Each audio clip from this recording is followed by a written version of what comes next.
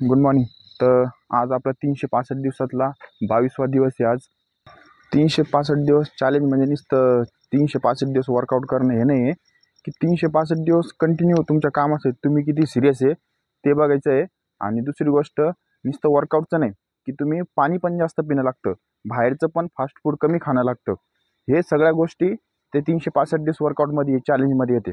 365 दिवस workout challenge आहे हे मजाक नाही आहे. कारण की डेली तुमचा मूड असो नसो, तुम्हाला ग्राउंड रनिंगची इच्छा असो किंवा वातावरण काही असो, पण कंटिन्यू येणं हे महत्त्वाचं आहे. कारण की तुम्हाला पर डे वर्कआउट करणं लागतो.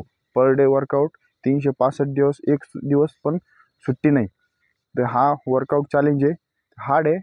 तर स्टार्टिंगला मला पण भीती वाटली होती, पण हळूहळू आपण टार्गेट करू. आज एक एक दिवस करता करता आज 22वा दिवस आहे. तर अजून असंच ह्या कंटिन्यूनी प्रॅक्टिस करू आणि बॉडीमध्ये आपल्या एका वर्षात 365 दिवसानंतर काय बॉडी चेंज होते तर हे आपण बघू. तर चला.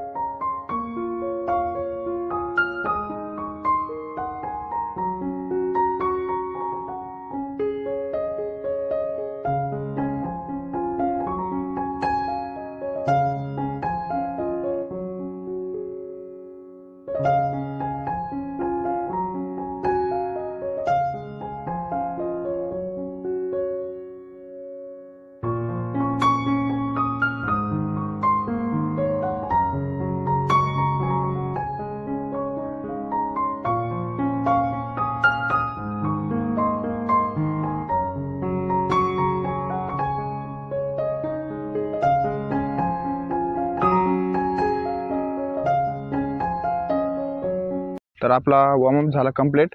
तुम्ही कोणती पण दरवेळेस सांगतो, तुम्ही कोणता पण वर्कआउट करा, जिम करा, रनिंग करा आणि कोणतं पण फिटनेस ॲक्टिव्हिटीज करा, पण तुम्हाला वॉर्मअप हा मेन गोष्ट असतो. वॉर्मअप आणि सगळं वर्कआउट झालं तर त्याने स्ट्रेचिंग, हे दोन गोष्टी कंपल्सरी आहे.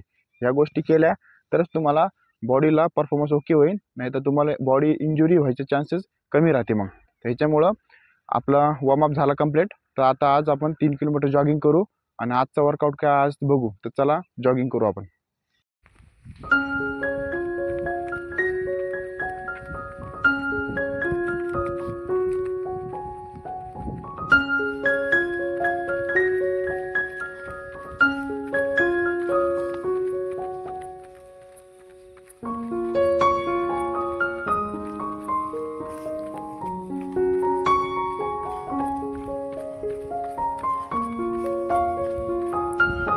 जॉगिंग कंप्लीट झाली आपली 3 किलोमीटर. नॉर्मिंग फक्त स्टेप टाकल्या फक्त आपण. तर आजचा वर्कआउट आहे आपला सर्किट ट्रेनिंग. सर्किट ट्रेनिंग मागच्या हप्त्यात आपला स्किप झाला, पण या हप्त्यात आपण सर्किट ट्रेनिंग ॲड करू.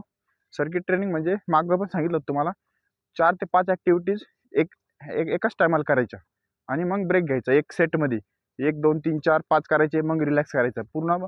पण सेट करताना थांबायचं नाही. 5 ते 6 ॲक्टिव्हिटीज असत्या. आपण मागं स्टार्टिंग 2नी चालू केल्या, मागच्या वेळेस 3 केल्या, आता थोडेसे 4 ते 5 करू.